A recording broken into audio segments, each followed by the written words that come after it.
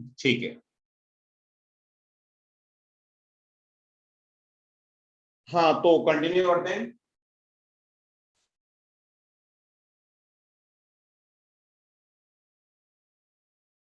तो नेक्स्ट है कि अच्छा इसमें कोई डाउट नहीं है, a equal to r1 plus r2 and n equal to i plus e minus a। यहां तक कोई डाउट हो तो बताओ।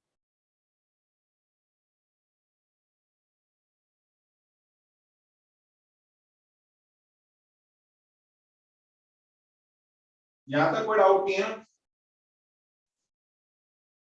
No sir. ठीक है, अब है ना ये तो चलो ठीक है। अभी अपन इसके बाद जो पार्ट पढ़ने वाले हैं, ये दोनों तो कंडीशन अपने को ध्यान रखनी है, आगे काम आएगी। लेकिन अभी जो अपन पार्ट पढ़ने वाले हैं, जैसे मैंने तुम्हें बताया था, वहां से बोर्ड के अंदर काफी क्वेश्चन पूछे जाते हैं।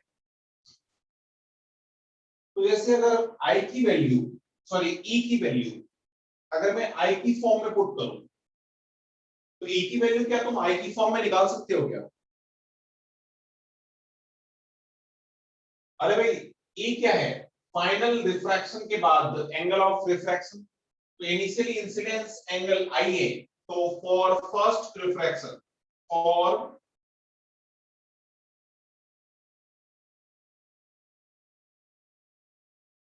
First to sine theta to n1 में यहां पे एयर मान लेता हूं, यहां पे इसका मीडियम रिफ्रैक्टिव इंडेक्स n है, तो ये हो गया 1 into sine I equal to n into sine r1 हो जाएगा।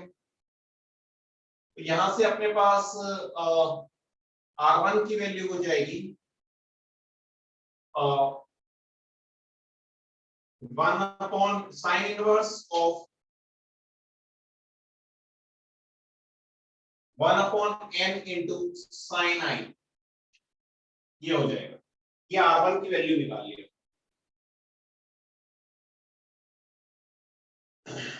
उसके बाद for second refraction, for second refraction के लिए वापस से अपन जो है वो n1 sin theta 1 equal to n2 sin theta 2 लगा सकते हैं।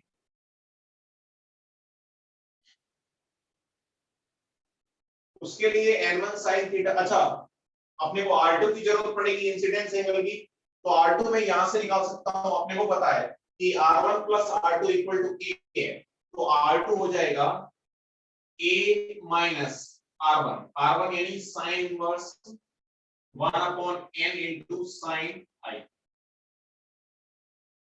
तो n1 यानी n साइन आई यानी साइन r2, तो साइन ऑफ दिस हो जाएगा a minus sine inverse of 1 upon n into sine I equal to n2 यानी 1 into sine e, sine r का मतलब e। तो यहां से अपने पास e की वैल्यू आ गई, ये हो जाएगा साइन इनवर्स ऑफ दिस, वापस से पूरा नहीं लिख रहा मैं, साइन इनवर्स ऑफ दिस। तो ये अपन ने इसके अंदर ओनली फॉर अननोन आई है, तो e की वैल्यू अपन ने i की फॉर्म में निकाली, तो डेल भी आ जाएगा। डेल क्या हो जाएगा? i प्लस दिस माइनस ए, ये दोनों i की फंक्शन है, माइनस ए हो गया। कोई दिक्कत नहीं है यहाँ पे, किसी को कोई डाउट नहीं है यहाँ तक?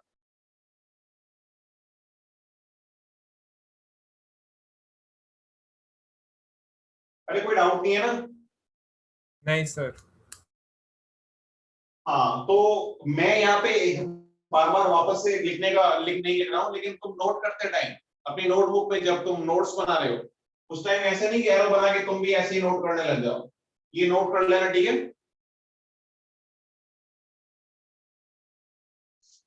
अरे सही है ना? हाँ सर। Yes sir. अपन ने इसको इस फॉर्म में इसलिए कन्वर्ट किया कि अपन एक्चुअली डेल और आई के बीच में ग्राफ बनाना चाहते थे। डेल और आई के बीच में ग्राफ बनाना चाहते। तो देखो, ग्राफ वैसे अगर तुम मैथमेटिकली बनाओ तो फंक्शन अपने को देखने से पता चल रहा है बड़ा अजीब फंक्शन आ रहा है। तो मैं कुछ पॉइंट्स बना देता हूं, पॉइंट से अपने को ग्राफ का आइडिया लग जाएगा और फिर मैं ग्राफ बना लूंगा कि हाँ ऐसा ग्राफ आना चाहिए। कुछ पॉइंट्स को मिला दूंगा और ऐसा ग्राफ होना चाहिए। सपोज मैं मान लेता हूं कि आई जो है वो 30 है। आई मैंने 30 डिग्री लिया, आई 30 लिया।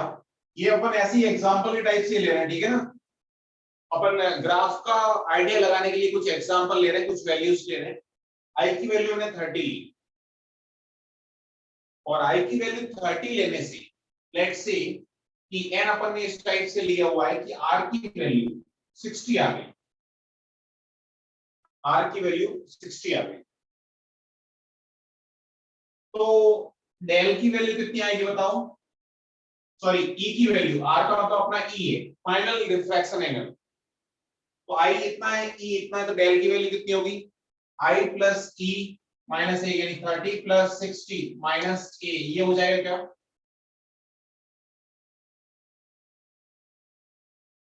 ऐसे कैसे? अगर आई की वैल्यू मैं 60 लूंगा और ई की वैल्यू,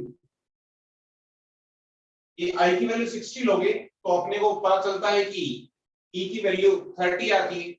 ये कैसे पता चला? ये तुम यहां से पता कर सकते हो, एन की वैल्यू पुट करके यहां से तुम पता कर सकते हो। तो आई की वैल्यू 60 और ई की वैल्यू 30 होगी, तब भी डेल क्या उतना ही होगा?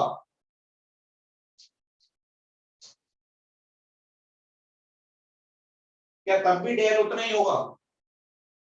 Yes sir. कुछ लोगों को समझ में नहीं आ रहा होगा, ऐसा लग रहा होगा कि तुम वैल्यूज कैसे लिख रहे हो, कुछ क्या मतलब। तो तुम यहाँ पे वैल्यूज पुट कर लेना घर जाके। तो आई की वैल्यू 30 लोगी तो ई की वैल्यू अगर जितनी भी आ रही है, कुछ डिफरेंट आ सकती है या जितनी भी आ रही है वो क्रॉस इंटरचेंज करने से वैल्यू वही आएगी। यानी ये अगर 60 आ रही है तो अब अगर 60 लोगे आई की वैल्यू तो ई की वैल्यू 30 आएगी। ये इस टाइप से फंक्शन आता है। यानी आई के टू वैल्यूज के लिए, आई के टू वैल्यूज के लिए डेल की वैल्यू सेम आ रही है। इसका मतलब एक बात तो अपने को समझ में आ गई कि फंक्शन तो मैनिमल होना चाहिए। फंक्शन तो मैनिमल होना चाहिए। Yes sir. अच्छा, अगर अपन आई की वैल्यू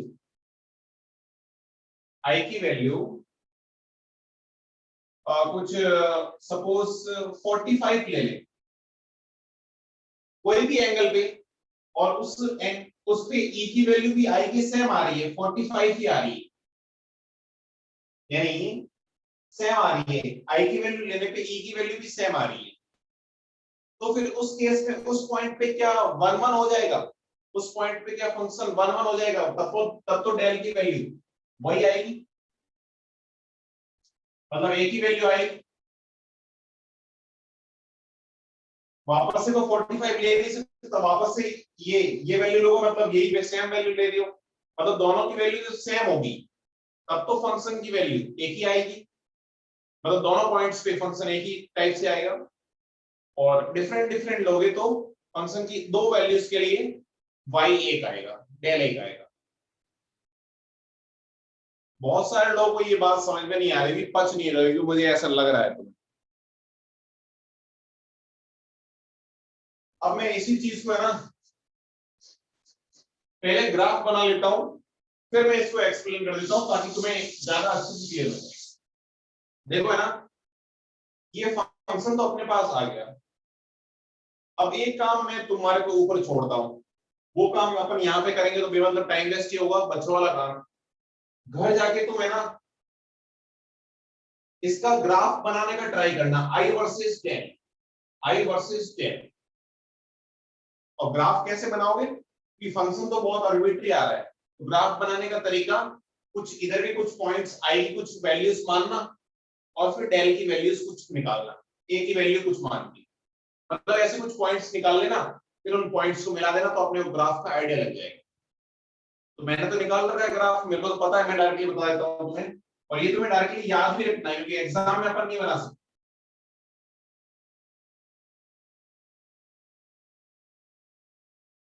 जो इसका ग्राफ आता है डेल वर्सेस आई, वो ग्राफ कुछ इस टाइप का आता है।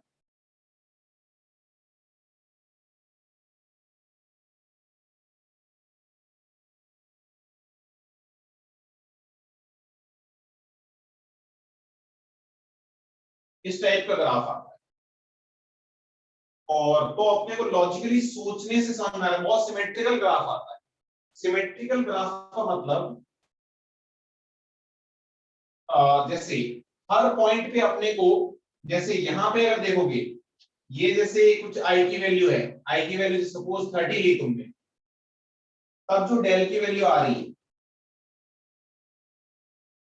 और उसके बाद उतनी ही डेल की वैल्यू एक और पॉइंट पे मिलेगी। लेट्स से कि ये एंगल कुछ 60 हो गया या कुछ कुछ भी हो गया, थीटा 1 थीटा 2 बोल देता हूं, थीटा 1 और थीटा 2, यानी आई की टू वैल्यूज के लिए थीटा 1 एंड थीटा 2 अपने को एक ही डेविएशन मिलेगा। थीटा 1 एंड फॉर थीटा 2 दोनों के लिए अपने को एक ही डेविएशन मिलेगा। तो फंक्शन जो होगा वो मैनिमल होगा, पहली चीज को डेल वर्सेस आई। उसके बाद तुम कुछ लॉजिकली सोच के बताओ डेविएशन मिनिमम कब होगा। इस पॉइंट पे डेविएशन मिनिमम है, मिनिमम डेविएशन तो तब होगा जब, मिनिमम डेविएशन तब होगा जब ये फंक्शन की टू वैल्यूज के लिए, फंक्शन की एक एक्स के लिए एक वाई आए तभी, यानी यहां पे आई जो है वो ई के इक्वल आ जाता है। ये मैथमेटिकली सॉल्व करते हैं अपन, इसको मैं यहाँ पर डेराइव नहीं कर रहा। जब आई और ई इक्वल होता है, इसको तुम लॉजिकली ऐसे समझ सकते हो, डेल क्या होता है कि आई प्लस ई माइनस ए। तो जैसे आई 30 लिया, ई 60 आएगा, तो 30 60 लिया या 60 30 लोगे, अभी तो वैल्यू सेम आएगी। अब इसकी मिनिमम वैल्यू चाहिए, तो मिनिमम के लिए दोनों इक्वल होने चाहिए, देखने से पता चल रहा है। अगर भाई हर पॉइंट पे जैसे ये दोनों इंटरचेंज करने से आ रहा है, हर पॉइंट पे जैसे ये वैल्यू के लिए ये आएगा, मतलब 60 के लिए कुछ उससे कम आएगा, ऐसे इंटरचेंज करने से हर बार वैल्यू 2 आ रही है। तो एक वैल्यू जो इन दोनों की वैल्यू जहां पे इक्वल हो जाएगी, वहां पे डेविएशन मिनिमम आ जाएगा।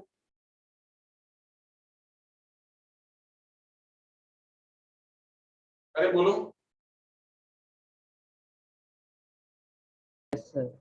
हाँ यस सर। ये समझ में आया कि नहीं आया? नहीं आया तो बोल दो कि नहीं आया। समझा सर। तो अपने को है ना एक कंडीशन ध्यान रखनी है बस, इस कंडीशन को तुम जस्टिफाई कर सकते हो।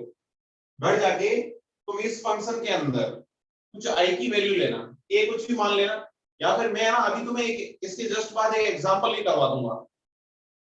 मैं देखो है ना मैथमेटिकली अपने कुछ काम का नहीं है इसलिए नहीं बता रहे। साइन इनवर्स साइन, तुम कुछ सोचो e की वैल्यू क्या आएगी, sign inverse of n of sine multiplied by a minus this sign inverse of this, यानी 4 बार साइन आ रहा है। तो अपने को ग्राफ बनाने में थोड़ी दिक्कत भी होगी, स्टैंडर्ड ग्राफ तो कुछ होगा नहीं, अपन भी वैल्यूज पुट करके निकालेंगे तो, और अपने कुछ काम का है नहीं, इसलिए मैं यहाँ पे एक्सप्लेन नहीं कर रहा। बाकी तुम है ना आज के आज ही ये काम कर लेना, तुम a की वैल्यू कुछ मान लेना, फिर उसके लिए i की वैल्यू कुछ मान के e की वैल्यू निकालना, e की वैल्यू निकालनी, फिर क्या करना वापस से उल्टा करना कि e की वैल्यू सॉरी i की वैल्यू जो e आया था ना वो मानना, तो फिर e की वैल्यू स्टार्टिंग में जो तुमने i लिया था ना वही आएगा। मतलब तुम 30 लोगे तो 60 अगर आ रहा है तो बाद में 60 लेने से 30 आएगा, इंटरचेंज होंगे, क्योंकि देखने से पता चल रहा है कि थीटा 1 पे जो डेल आ रहा है वही थीटा 2 पे आ रहा है, तो आई और ई को इंटरचेंज हो रहा होगा, ए तो कांस्टेंट है। भाई तुमको सोचो ना यार कि दो चीजों के लिए आई की मैं अलग अलग वैल्यूज पुट कर रहा हूं। जैसे मैंने i1 पुट किया, मैंने कुछ i1 लिया, और सेकंड केस में मैंने i2 लिया, इसको e1 मान लेता हूं, इसको e2 मान लेता हूं। पहले केस में i1 लिया तब डेल आया, डेविएशन कुछ डेल्टा आया। सेकंड केस में जब i2 लिया तब भी डेविएशन उतना ही आया। तो e2 की वैल्यू कितनी होनी चाहिए, या i2 e2 में क्या रिलेशन होना चाहिए, तो इन दोनों को जोड़ दो या माइनस कर दो। माइनस करोगे तो तुमको लॉजिकली सोच के बताओ, माइनस करोगे इन दोनों इक्वेशन को माइनस कर दो, तो डेल में से del 0 equal to i1 minus i2 और प्लस e1 माइनस e2, और a तो कैंसिल आउट हो गया, तो यहां से अपने पास आ गया i2 plus e2, i2 plus e2 equal to i1 plus e1, i2 plus e2 equal to i1 plus e1, ये आ गया।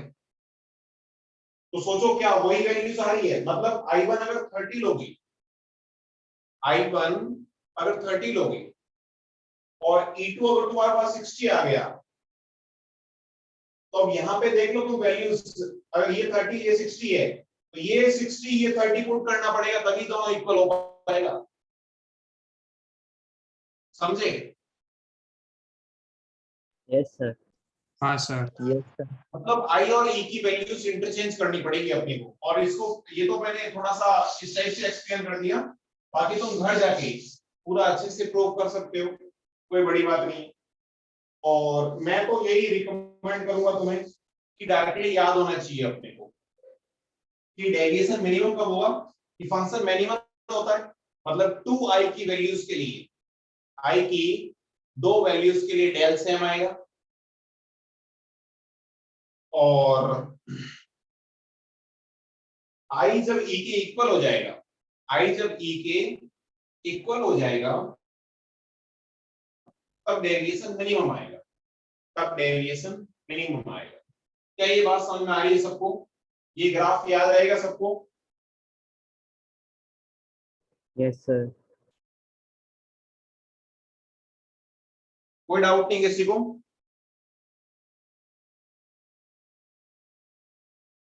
इसको रफ कर दूं क्या मैं? Yes sir. ठीक है, तो मिनिमम अपने को एक सिंपल सी कंडीशन मिल गई कि for minimum deviation, for minimum deviation, यही कंडीशन इंपॉर्टेंट थी, फॉर मिनिमम डेविएशन, बस मिनिमम डेविएशन यही काम की चीज है, minimum deviation I and E should be equal, I and E should be equal। अच्छा, I and E अगर इक्वल है तो क्या मैं ऐसे भी तो बोल सकता हूं कि R1 should be equal to R2?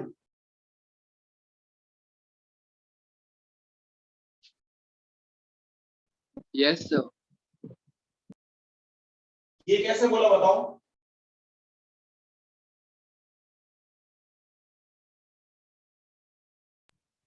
ये प्रूव कर सकते हो क्या? हाँ सर। हाँ सर। यस कैसे? सर। n डेल sin वाले फॉर्मूले से। 1 sin थीटा 2 वाले फॉर्मूला से। हाँ, n1 sin थीटा 1 और n2 sin थीटा 2, जैसे फर्स्ट रिफ्रैक्शन के लिए, और first refraction n1 sin theta 1 यानी 1 into sin I equal to n into sin R1। Second के लिए क्या होगा कि n into n sin R2 for second refraction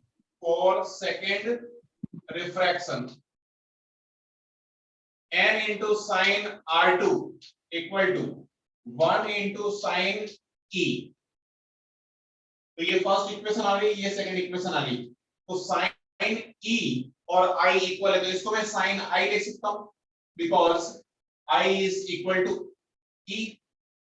तो ये इसके इक्वल है, ये इसके इक्वल है, ये दोनों तो इक्वल ही हुए ना, तो ये दोनों भी इक्वल है और ये दोनों इक्वल है, तो n से n कैंसिल हो गया, मतलब R1 should be equal to R2। From 1 and 2 we can write as R1 equal to R2। ये भी इक्वल होना चाहिए। तो मिनिमम डेविएशन की ये कंडीशन अपने को ध्यान रखनी है, मिनिमम डेविएशन की ये कंडीशन अपने को ध्यान रखनी है। कंडीशन क्या है कि R1 R2 के इक्वल होना चाहिए, I E के इक्वल होना चाहिए। दोनों में से एक कंडीशन बोल दो, सेकंड तो डिफॉल्ट है। क्या ये बात समझ में आ रही है?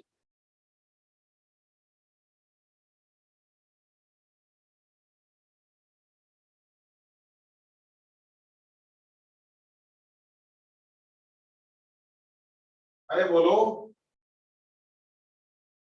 Yes sir. क्लियर है सर। चलो ठीक है, तो आगे अपन ये मिनिमम डेविएशन को कंटिन्यू कर रहे हैं। मिनिमम डेविएशन के लिए सारी बातें पढ़ रहे हैं।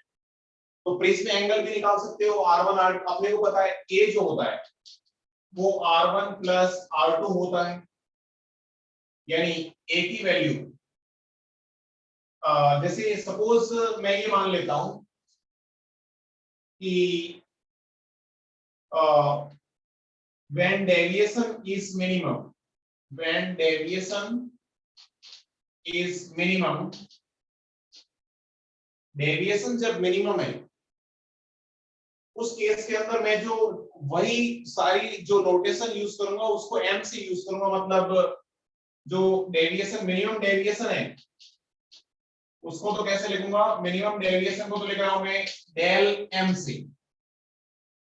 और जब डेविएशन मिनिमम है, इंसिडेंस जो एंगल है, इंसिडेंस जो एंगल है उसको im से लिख रहा हूं। im का मतलब when deviation incidence angle when deviation is minimum, incidence angle when deviation is minimum।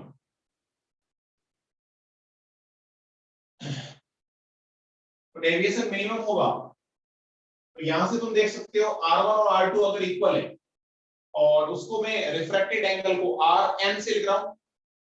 Minimum deviation के केस में सारे नोटेशन अपन जो है Rm से लिखेंगे या Im से लिखेंगे या डेल m से लिखेंगे।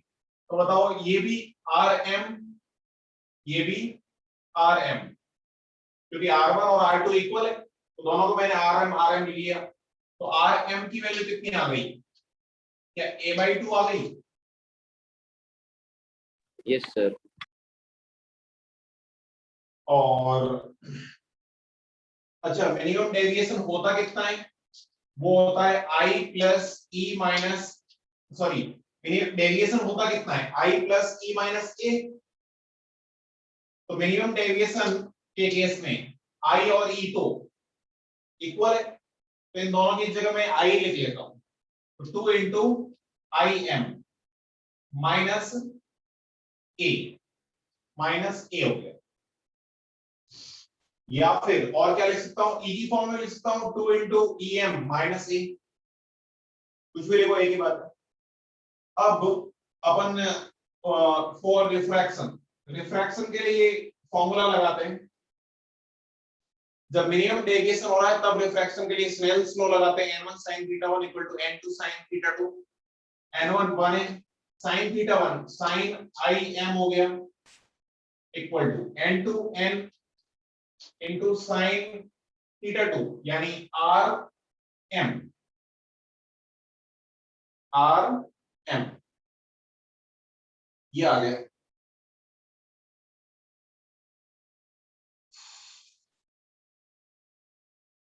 चलो तो यहां से मेरे को बताओ कि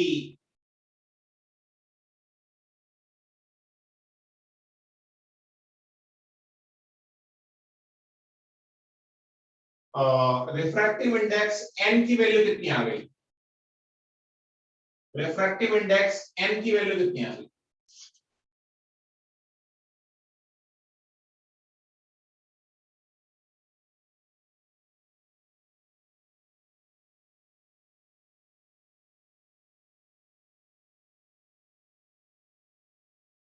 रिफ्रैक्टिव इंडेक्स n की वैल्यू कितनी आ गई?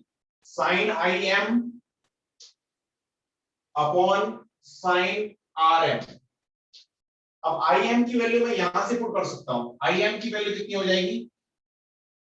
im की हो जाएगी मिनिमम डेविएशन की फॉर्म में del m plus a by 2। im की वैल्यू हो जाएगी del m plus a by 2। तो sine of del m plus a by 2 divide by sine rm की वैल्यू यहां से पुट कर सकता हूं, तो साइन a बाई 2। ये फॉर्मूला बड़ा ही इंपॉर्टेंट फॉर्मूला है सर वो IM कैसे आया ना? वो IM की वैल्यू कैसे आई वो बता दो एक बार। ये नहीं सर, वो साइन IM को आपने डेल m प्लस वो a में कैसे लिखा? ये वाला ना? हाँ सर। अरे अपन ने क्या किया, डेल डेविएशन कितना होता था इन जनरल, मैंने पहले फॉर्मूला बता रखा ना, i plus e minus a, यही होता है ना? हाँ सर। तो i और e तो दोनों सेम है, तो दोनों की जगह मैंने i लिख लिया, दोनों की जगह i लिख लिया। और जब मिनिमम डेविएशन के केस में i को अपन क्या लिखते हैं? im, angle of incidence when deviation is minimum. तो 2 into im माइनस a हो गया, i प्लस i, ये दोनों सेम है, तो 2 into im माइनस a हो गया। तो im की वैल्यू कितनी आ गई? इसको इधर भेज दिया तो del m plus a by 2। Okay sir, समझ गया। ठीक है, तो इससे अपन क्या करते हैं, अपने एग्जाम के अंदर अपने से रिफ्रैक्टिव इंडेक्स पूछा जाता है प्रिज्म का, और अपने को मिनिमम डेविएशन एंगल दे रखा होता है, मिनिमम डेविएशन एंगल दे रखा होता है और प्रिज्म एंगल दे रखा होता है। तो प्रिज्म एंगल और मिनिमम डेविएशन एंगल अगर दे रखा है तो अपन रिफ्रैक्टिव इंडेक्स निकाल सकते हैं प्रिज्म का, n equal to sine del m plus a by 2 divide by sine a by 2। ये फॉर्मूला अपने को सीधा याद होना चाहिए, इसकी जरूरत नहीं है, ये याद होना चाहिए, sine del m plus a by 2 divide by sine a by 2। याद रहेगा सबको?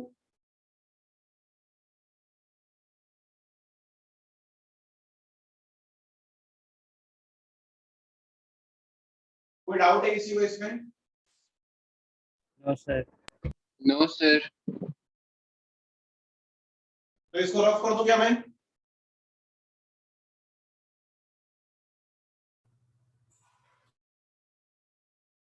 इसको रफ कर दूं क्या?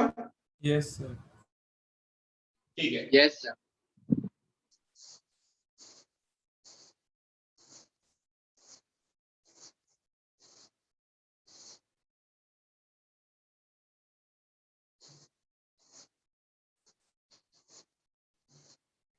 तो एग्जाम्पल करने से पहले मैं प्रिज्म वाला पार्ट जो है उसके फॉर्मूलेस एक बार मैं थोड़ा सा वापस से रिवाइज करवा देता हूं तुम्हें, वापस से एक जगह पे लिख लेते हैं। छोटे छोटे सी बातें हैं इसलिए अपने को ध्यान रखनी इंपॉर्टेंट है। ऑप्टिक्स के अंदर अपने को पता है लॉजिक जो ज्यादा है नहीं, छोटे छोटे फॉर्मूले हैं वो अपने को ध्यान रखने। देखो प्रिज्म के अंदर एंगल ऑफ इंसिडेंस को अपन, जैसे ये बेस हो गया, एंगल ऑफ इंसिडेंस को अपन आई बोलते हैं, और फर्स्ट केस में जो एंगल ऑफ रिफ्रैक्शन है उसको r1 बोलते हैं, सेकंड केस में एंगल ऑफ इंसिडेंस जो है वो r2 है, और सबसे लास्ट में एंगल ऑफ रिफ्रैक्शन को e बोलते हैं। और अपने को पता है कि इन जनरल फॉर प्रिज्म जो r1 प्लस r2 होता है वो a के इक्वल होता है, यानी एंगल ऑफ प्रिज्म या प्रिज्म एंगल। आई प्लस जो डेविएशन होता है वो आई प्लस ई माइनस ए होता है। ये दो तो बातें इन जनरल में हमेशा वैलिड होगी। और दूसरी बात,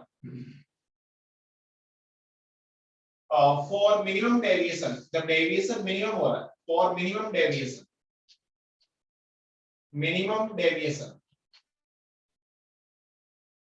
मिनिमम डेविएशन की कंडीशन ये होती है कि आई और ई दोनों इक्वल होना चाहिए और R1 should be equal to R2, और इन दोनों को इक्वल पुट करके अगर स्नेल्स लॉ लगाते हो तो जो रिफ्रैक्टिव इंडेक्स आता है n, वो आता है sine of del m plus a/2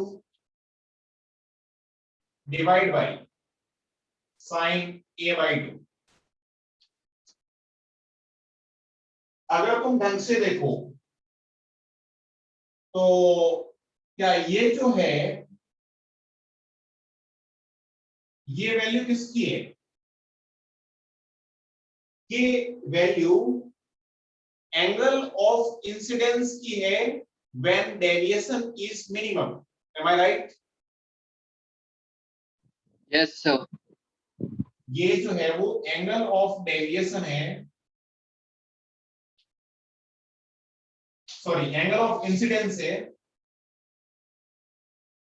when deviation is minimum, deviation is minimum. ये जो है ना a/2, ये क्या है?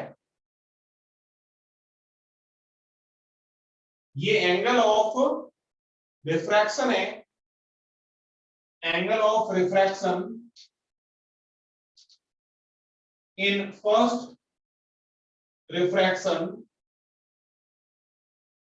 जो फर्स्ट रिफ्रैक्शन हो रहा है उसके अंदर एंगल ऑफ रिफ्रैक्शन है, but when deviation is minimum, deviation is minimum मतलब ये तो है। अगर अपन प्रिज्म की लैंग्वेज में बात करें तो ये अगर आई है, जिसको आई एम बोलते हैं, तो ये जो है वो R1 की वैल्यू है, बट R1 की वैल्यू कब है? जब डेविएशन मिनिमम है। क्या ये बात समझ में आ रही है? सर वापस एक बार समझा दो। पूरा ही? हाँ सर, ये पॉइंट जो लिखे हैं ना वो वाला। हाँ देखो, अपन ने अभी जैसे डेरिवेशन किया था उसमें देख लो ना यार कि अपन ने क्या किया, ये कहां से आया? अपन ने स्नेल्स लॉ लगाया था फर्स्ट रिफ्रैक्शन के लिए कि n1 sin θ1 equal to n2 sin θ2, n1 into n1 यानी n1 1 है into sin I equal to n into sin R। तो ये sin R है। R कौन सा? Rm या R1। Rm का मतलब R1 when deviation is minimum, R1 when deviation is minimum। तो उस केस में R1 और R2 इक्वल होता है, तो कोई भी R ले लो, कोई फर्क नहीं पड़ता। और ये आइए angle of incidence when deviation is minimum, angle of incidence when deviation is minimum, तो उस केस में आई और ई इक्वल होता है, आई और ई इक्वल होता है। तो वहां से मैंने आई की वैल्यू जो है डेविएशन से निकाल ली कि डेविएशन कितना होता है कि आई प्लस ई माइनस ए होता है, ये दोनों इक्वल है। तो इसकी जगह में मैंने आई पुट कर लिया, तो आई एम कितना आ गया? Del 2 into I M equal to del plus A by 2 कर दिया। तो ऐसे निकाला है अपन। समझे क्या ये कैसे आया? हाँ सर। अब ये तो प्रिज्म जो है वो एयर के अंदर था। अगर जैसे प्रिज्म, जैसे ये प्रिज्म का मीडियम n है और जैसे प्रिज्म n प्रिज्म बोल देता हूं मैं, और बाहर का मीडियम कुछ डिफरेंट है, जैसे n मीडियम है, तो बताओ ये जो n है इस n को क्या लिखोगे बताओ? n relative relative. n relative, और n रिलेटिव क्या हो जाएगा? n prism m prism upon m n medium. इस प्रिज्म को अगर किसी मीडियम के अंदर डुबो दोगे तो n prism upon n medium हो जाएगा। n रिलेटिव ये तो मैंने बता रखा है, हमेशा आपने को ध्यान रखना है। किसी भी चीज को जो भी अपन सॉल्ट फॉर्मूलास पढ़ रहे हैं उसके अंदर अगर एयर के अलावा कोई दूसरा मीडियम लोगे तो इस टाइप से n रिलेटिव निकाल सकते हो। कोई डाउट इसमें? क्या ये याद रहेगा अपने को? Yes sir. Yes sir. सबको याद रहेगा? Yes sir. चलो तो इसको रफ कर दूं क्या मैं?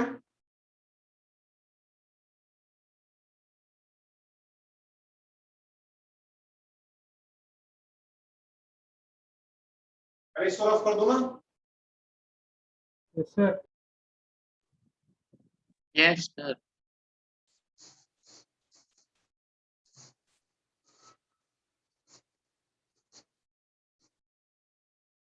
चलो फिर एग्जांपल करते हैं।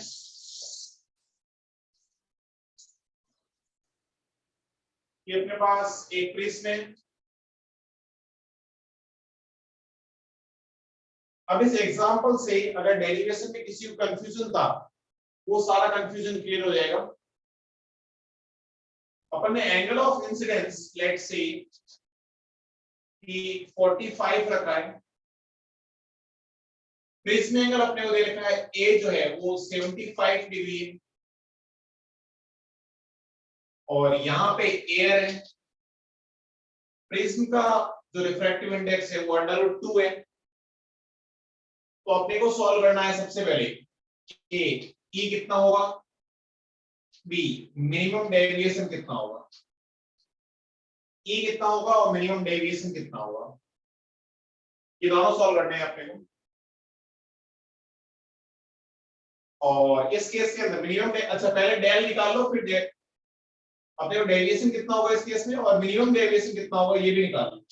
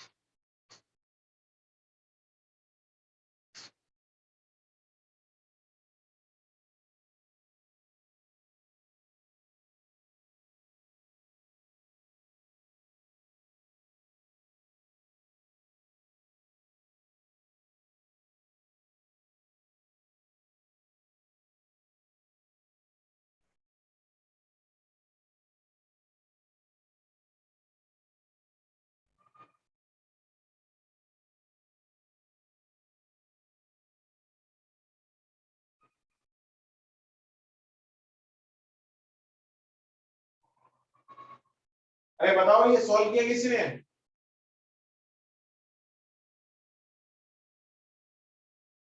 Anyone answer? सर E90 आ रहा है। E90 आ रहा है। ओके अच्छा आपका पैरेलल जा रही है। ओके चलो इधर ध्यान दो सॉल्व करते हैं। तो निकालने का तरीका आसान है। अपन फॉर फर्स्ट रिफ्रैक्शन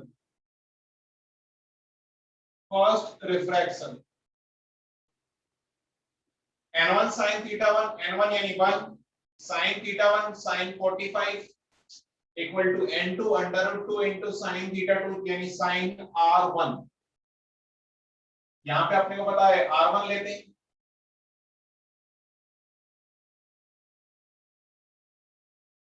ये r1 है और ये r2 है और ये e है।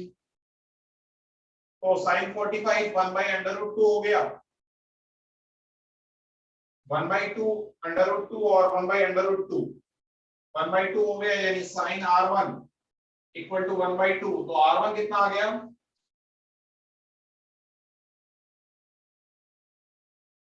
30 आ गया क्या? R1 30 होगा तो R2 कितना होगा बताओ? 45. 75. R2 कैसे निकालोगे? A माइनस R1, 75 माइनस 30 45, और वापस से फॉर सेकेंड रिफ्रैक्शन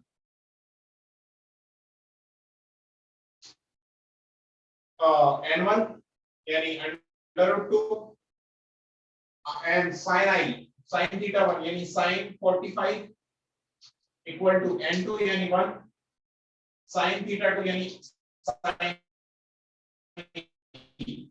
ये 45 1 1 sin e 1 आ गया, यानी e कितना आ गया? 90 degree. Sir video e hang हो 90 गया। डिग्री आ गया, इसका मतलब क्या इस सर्कल पैरेलल चली जाएगी ऐसे? हाँ अरे सर। e 90 का मतलब क्या है? इससे 90 परपेंडिकुलर जा रही है, इसका मतलब क्या इसके पैरेलल ही चली जाएगी सरफेस के।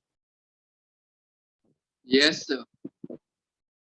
अच्छा सपोज यहां पे अगर साइन ई सॉल्व करने से ग्रेटर देन 1 आ रहा था तो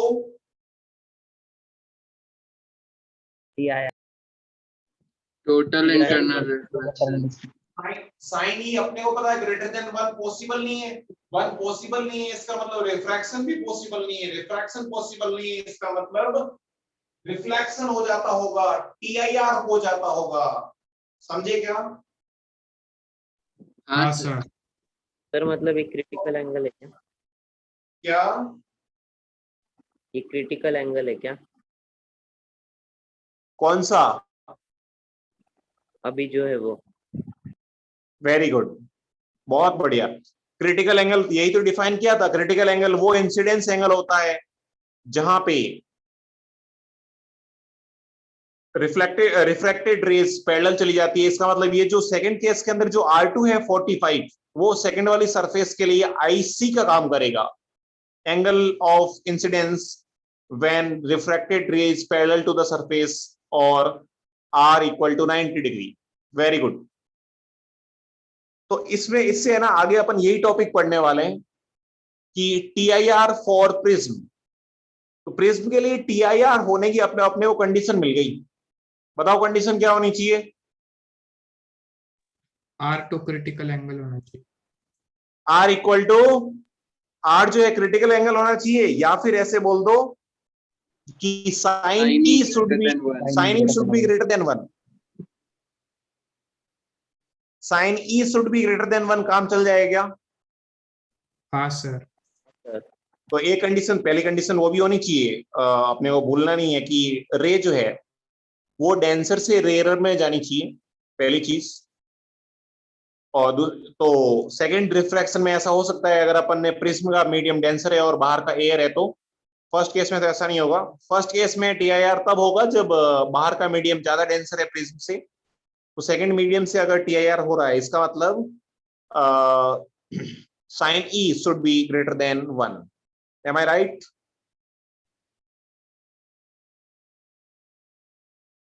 क्या ऐसे क्वेश्चन कर लोगे? हाँ सर। हाँ चलो, सर. तो अब डेविएशन निकालते हैं। देखो ये तो फर्स्ट पार्ट हो गया कि ई की वैल्यू 90 होना चाहिए। सेकेंड पार्ट है डेविएशन। तो डेविएशन कितना होता है? आई प्लस ई माइनस ए। आई कितना है? आई है 45 प्लस ई यानी 90 माइनस 75, कितना आ गया डेविएशन बताओ? 60 डिग्री। ये आ गया 90 माइनस 45 यानी 15 15 प्लस 60 60 आ डिग्री. गया, तो डेविएशन आएगा 60 डिग्री। अच्छा मिनिमम डेविएशन कैसे निकालोगे बताओ? 2i माइनस ए। मिनिमम डेविएशन कैसे निकालोगे?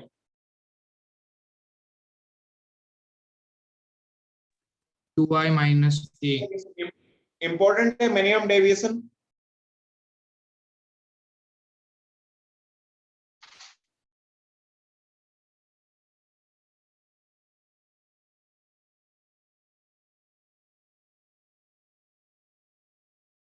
अरे मिनिमम डेविएशन कैसे निकालोगे?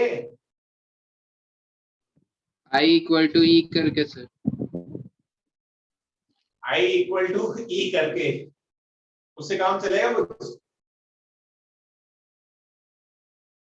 तो वापस से कभी भी अगर तुमसे मिनिमम डेविएशन पूछेगा तो फिर अपने को पूरा क्वेश्चन वापस से सॉल्व करना पड़ेगा। कंडीशन I इक्वल टू ई रखनी है अपने को। तो उस केस में डिफरेंट डिफरेंट सॉल्यूशन ला सकते हैं, लेकिन एक तरीका ये है कि मिनिमम डेविएशन के केस अपन ने फॉर्मूला याद कर रखा है ना, वो फॉर्मूला कहां पे काम आएगा भाई?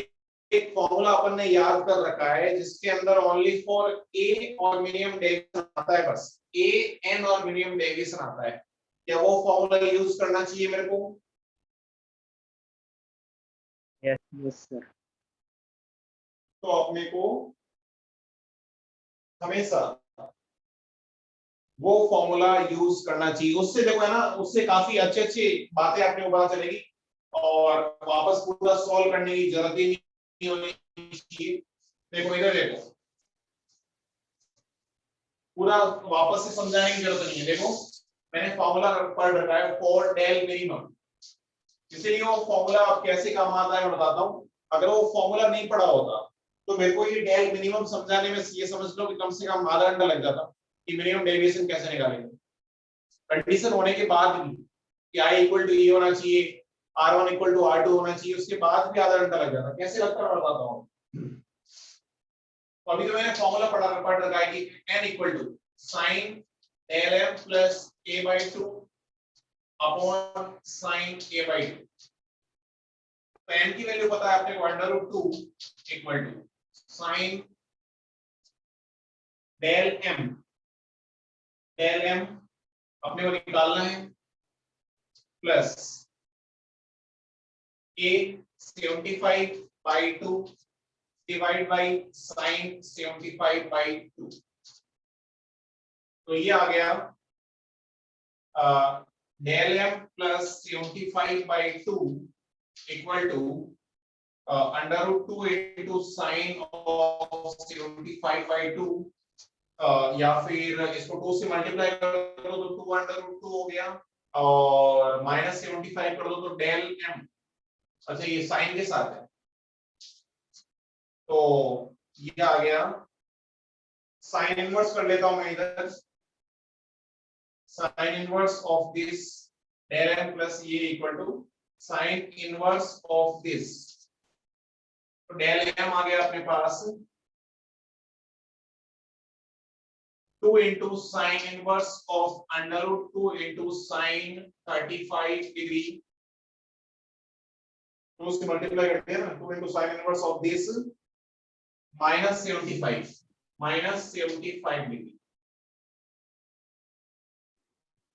सर 37.5 होगा ना वहाँ पे?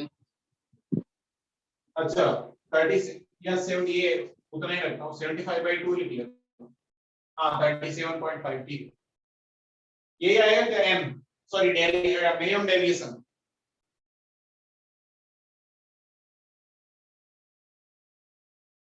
टेंशन लेने की जरूरत नहीं है, अगर एग्जाम में तुमसे पूछेगा तो वो एंगल इसी टाइप से देगा कि ये सॉल्व हो जाएगा और उसके अलावा कुछ आर्बिट्री एंगल होगा तो उसकी वैल्यू देगा अपने को क्वेश्चन के अंदर। इसकी टेंशन लेनी नहीं है कि अपने को 75 by 2 की वैल्यू कैसे निकालेंगे या 75 की वैल्यू, ये सब अपने को टेंशन लेने की जरूरत नहीं, समझे? सर वो जो हमने डेल और आई का ग्राफ बनाया था उसका बोर्ड में प्रूफ पूछते हैं क्या? नहीं नहीं नहीं,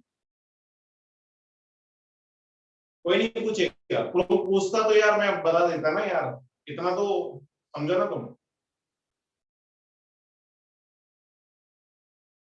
ओके सर। वो ग्राफ ध्यान रखना है अपने को, ग्राफ पूछ सकता है, प्रूफ अपने से नहीं पूछेगा, ठीक है? हाँ सर। अब इसी क्वेश्चन के अंदर देखो, अगर तुमसे ये पूछता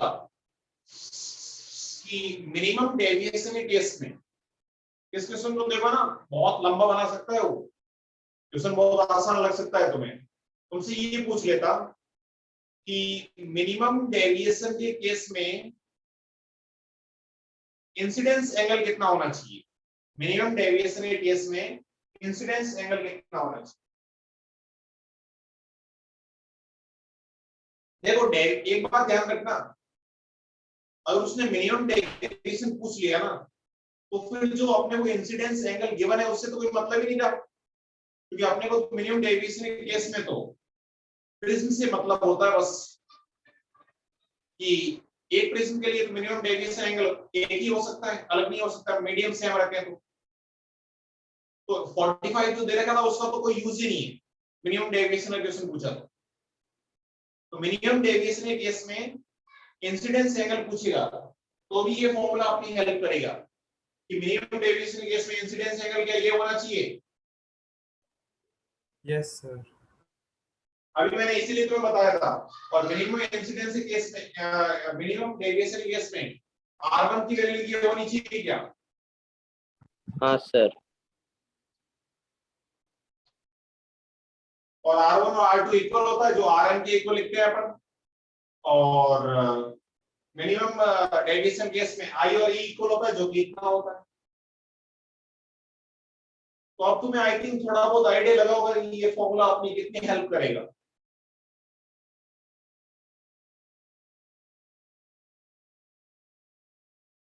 अरे बोलो। हाँ सर। मिनिमम डेविएशन का कोई भी क्वेश्चन इस फॉर्मूले से बाहर नहीं जाएगा, मिनिमम डेविएशन का कोई भी क्वेश्चन इस फॉर्मूले से बाहर नहीं जाएगा डेफिनेटली।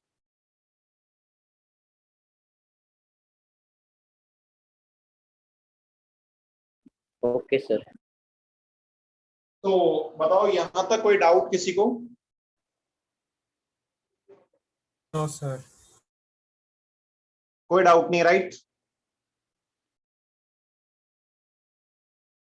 तो अपन आगे बढ़ने से पहले एक छोटा सा कॉन्सेप्ट देख लेते हैं, जो कि तुम्हारे बोर्ड के हिसाब से इंपॉर्टेंट है और जेई मेंस के हिसाब से भी इंपॉर्टेंट है, कभी कभी एडवांस वाले भी पूछ लेते हैं। अपने से क्वेश्चन ये पूछा जाता है कि अगर अपना प्रिज्म जो है वो बहुत ज्यादा स्लिम है, बहुत पतला है, तो डेविएशन कितना होना चाहिए। अपना अगर प्रिज्म जो है वो अगर बहुत पतला है या बहुत स्लिम है तो डेविएशन कितना होना चाहिए। तो वो भी अपने को फॉर्मूला ज्यादा अच्छा है कि अपन याद कर लें, कोई बुराई नहीं है। डेराइव मैं कर लेता हूं कैसे सॉल्व करना है। तो नेक्स्ट हेडिंग है अपनी deviation angle, deviation when prism is slim, या for deviation for slim prism, deviation for slim prism. Slim का मतलब जो प्रिज्म एंगल है वो बहुत स्मॉल है, यानी इस टाइप का प्रिज्म है। मैं अभी डायग्राम है तो थोड़ा सा बड़ा बना रहा हूं, बट ये जो है वो अगर बहुत ज्यादा स्मॉल है, ये बहुत स्मॉल होगा तो उसको अपन स्लिम प्रिज्म बोलेंगे, बहुत ही पतला प्रिज्म बोलेंगे।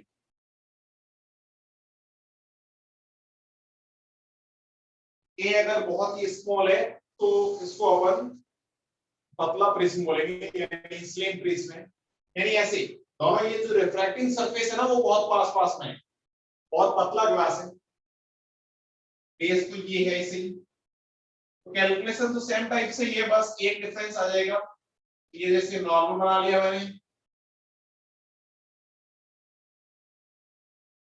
डिफरेंस क्या है कोई बता सकता है क्या? ये आई हो गया, ये R1 हो गया, ये R2 हो गया, ये E हो गया, ये A हो गया। अप्रोक्सीमेशन यूज करनी है अपने को, क्या अप्रोक्सीमेशन यूज करें, कोई आइडिया लगा सकता है क्या?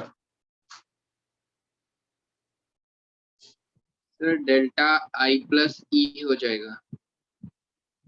हाँ वो तो ठीक है, लेकिन ए अगर बहुत स्मॉल है तो कहीं पे भी अगर साइन थीटा जो आएगा, थीटा अगर स्मॉल होता है, तुम्हें पता है ना, थीटा अगर स्मॉल होता है तो साइन थीटा को क्या अपन थीटा लिखते हैं, हाँ सर।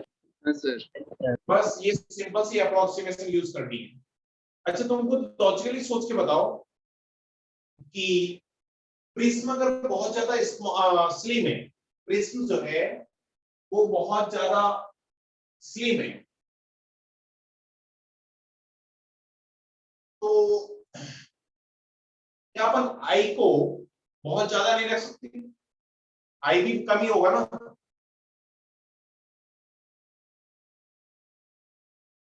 ये सारे एंगल सारे कम ही हो गए ना यार।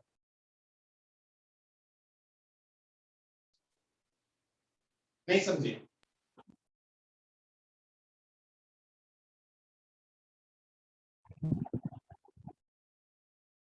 यार ये जो अपन ने नॉर्मल बनाया वो जिस सरफेस के नॉर्मल है, ऐसी कोई दो सरफेस है, ऐसी कोई दो सरफेस है जो बहुत नजदीक नजदीक है, इसलिए नॉर्मल बनाया अपन ने ऐसा।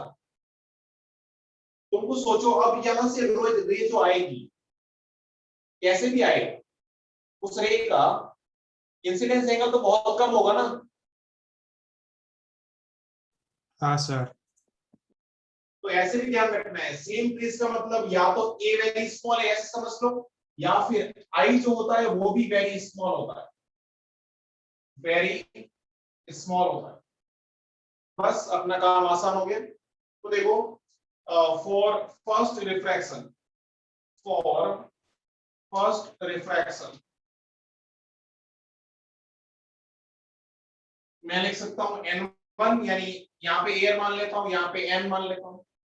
n1 यानी 1 sin थीटा 1, इसको मैं i लिख लेता हूं, sin थीटा 1 तो i होगा, ये sin थीटा थीटा है, इक्वल टू n2, n2 यानी n इंटू sin थीटा 2 यानी r1। ये हो गई इक्वेशन 1 कि i equal to n into r1।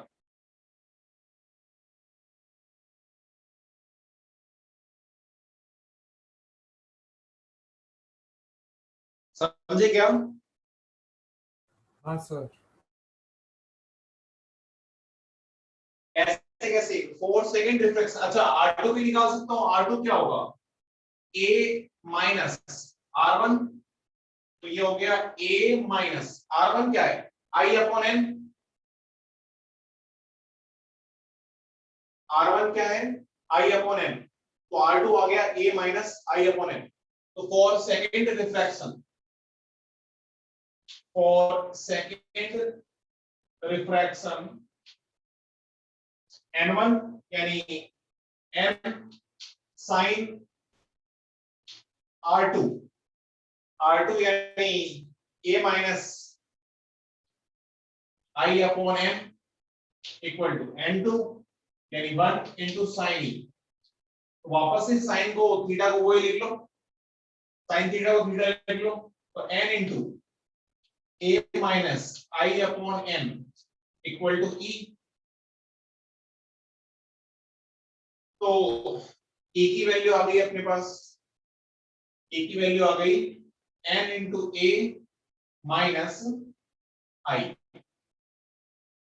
तो अब डेविएशन निकाल सकता हूं, डेविएशन कितना होता है i plus e minus a। तो i प्लस e कितना है n into a minus i, minus a, i plus e minus a, i से i कैंसिल हो गया, क्या डेविएशन अपने पास a इंटू n माइनस 1 हो गया?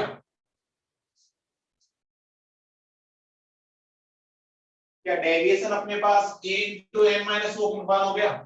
Yes sir.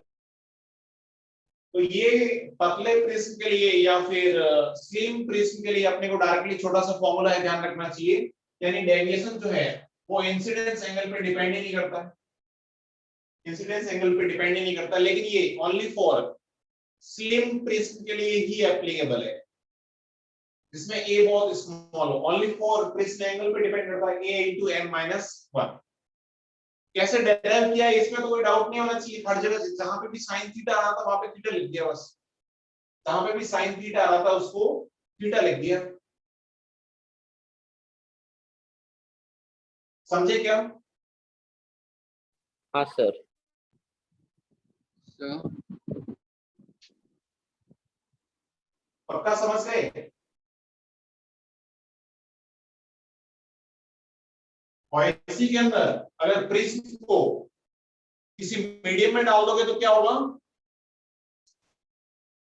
N relative.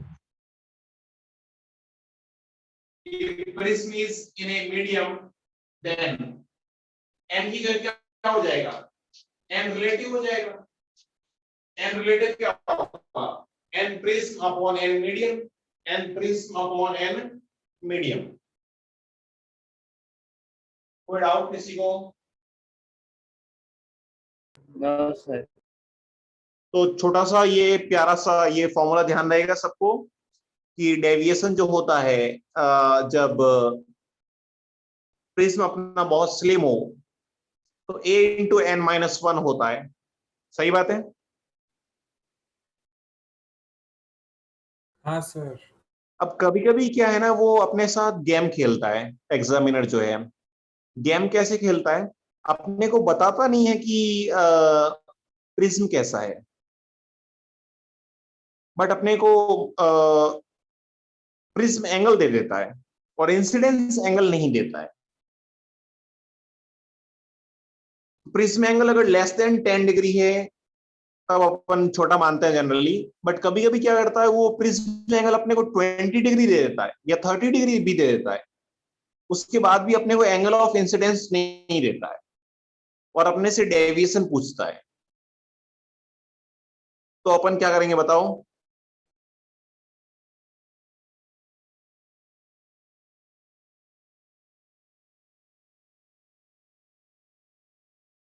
बोलो। हाँ क्या सर। उसको क्या उसको स्लिम प्रिज्म मान लोगे? नहीं सर। नहीं नहीं, अरे मान लेना तुम तो, कोई दिक्कत नहीं है। जब आई दे ही नहीं रखा है तो और करने का क्या तरीका है? तो जबरदस्ती वो अपने से स्लिम प्रिज्म मान के सॉल्व करने का बोल रहा है, तो a into N minus one से सॉल्व कर लेना। जब तक कि आई के बारे में कोई इंफॉर्मेशन नहीं गिवन हो, जबरदस्ती वो अपने से डेविएशन पूछे। ठीक है? ऐसे एआई ट्रिपल में एक दो बार क्वेश्चन आए हुए हैं, तो लोग एंगल 20 डिग्री दे रखा है तो अपन जैसे लोग लड़ाई करने बैठ जाते हैं कि हाँ यार ये तो स्लिम प्रिज्म नहीं है, और तो और डेविएशन एंगल भी नहीं दे रखा है, मतलब इंसिडेंस एंगल भी नहीं दे रखा है, तो मैं डेविएशन कैसे निकालूं? तो लड़ाई नहीं करनी है अपने को, उसको भी स्लिम मान लेना और a into N minus one से सॉल्व कर लेना। समझे क्या? Yes sir. Yes sir. ठीक है। बाकी एक्चुअल में प्रैक्टिकली अपन स्लिम प्रिज्म उसको मानते हैं जिसके अंदर prism angle less than 10 degree हो। ठीक है, तो इस डेरिवेशन में कोई डाउट नहीं किसी को? No sir. ठीक है।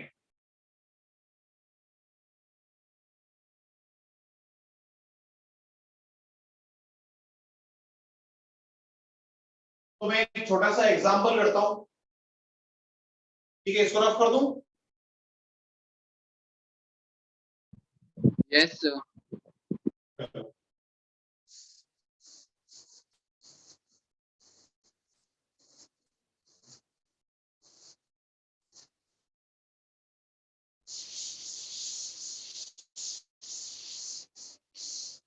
एग्जांपल ये है अपना,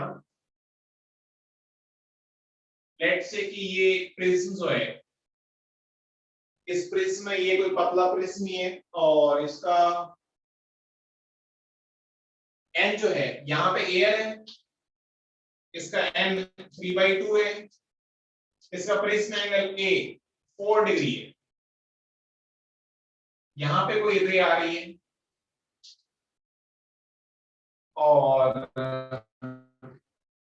यहाँ पे एक मिरर लगा रखा है अपन ने।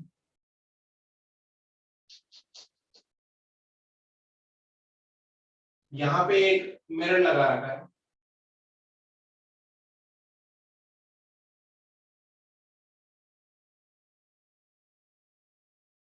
तो अपने को पता करना है कि टोटल डेविएशन कितना होगा। टोटल डेविएशन कितना होगा, नेट डेल कितना होगा,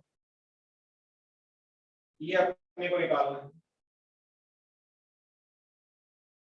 अच्छा एक सेकेंड, ये जो अपनी रे है वो ऐसी इंसिडेंस एंगल देने की जरूरत नहीं है, वो जो हॉरिजॉन्टल प्लेन है, सॉरी हॉरिजॉन्टल जो एक्सिस है उसके पैरेलल है, यानी ऐसे फ्लैट आ रही, यानी इस मिरर के स्टार्टिंग में परपेंडिकुलर थी, स्टार्टिंग में मिरर की परपेंडिकुलर थी, तो टोटल डेविएशन कितना होगा इस रे का, ये इंसिडेंट रे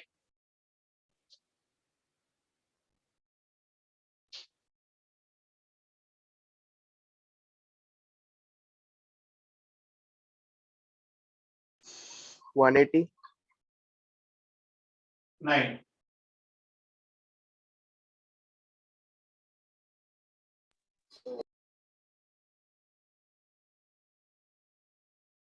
देखो इधर ध्यान दो, सबसे पहले तो निकालते हैं कि डेविएशन फ्रॉम प्रिज्म, तो ये अपने को देखने से पता चल रहा है स्लिट प्रिज्म में तो इससे डेविएशन a into n-1 होता है, तो a यानी 4 into n-1,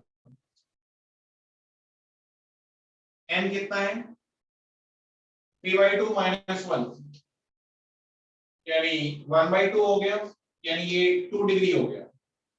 यहाँ पे अगर तुम रेडियन में लोगे तो रेडियन में आंसर आएगा, डिग्री में लोगे तो डिग्री में आंसर आएगा, तो अपन डिग्री ले लेते, ये 4 डिग्री लिया तो यहाँ पे 2 डिग्री आ गया, तो ये n तो यूनिट लेस है, तो यानी यहाँ से ये, अच्छा अपने को पता है ये टुवर्ड्स बेस होगी, डेविएशन किधर होगा, बेस की तरफ होगा, क्योंकि ये डेंसर मीडियम है, ये रेयर मीडियम है, तो ये जो है फाइनली बाहर निकलते टाइम ये इतनी डेविएट हो जाएगी और ये एंगल 2 डिग्री होगा, यानी अपने को इस मिरर पे इंसिडेंस एंगल कितना होगा ये बता दो मेरे को, मिरर पे एंगल ऑफ इंसिडेंस कितना होगा,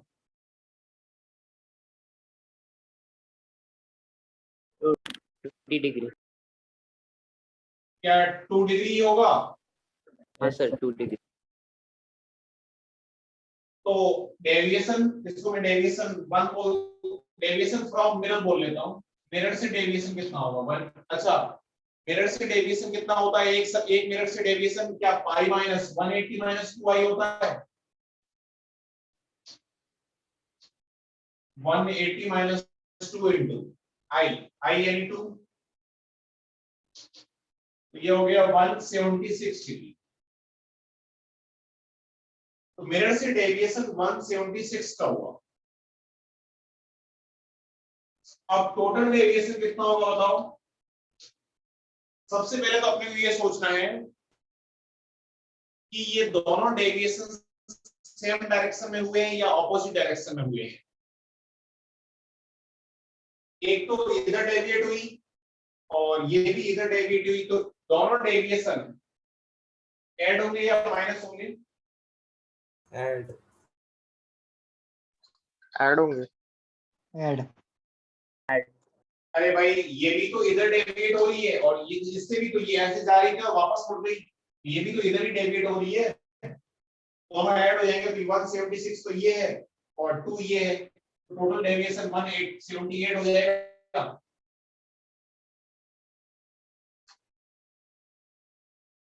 अरे टोटल डेविएशन 178 होगा ना, यस सर। यस सर, समझ गए सब लोग, सर कोई डाउट नहीं किसी को, नो सर। ठीक है चलो अपन आज इतना ही पढ़ते हैं, फिर काफी लेट हो गया है।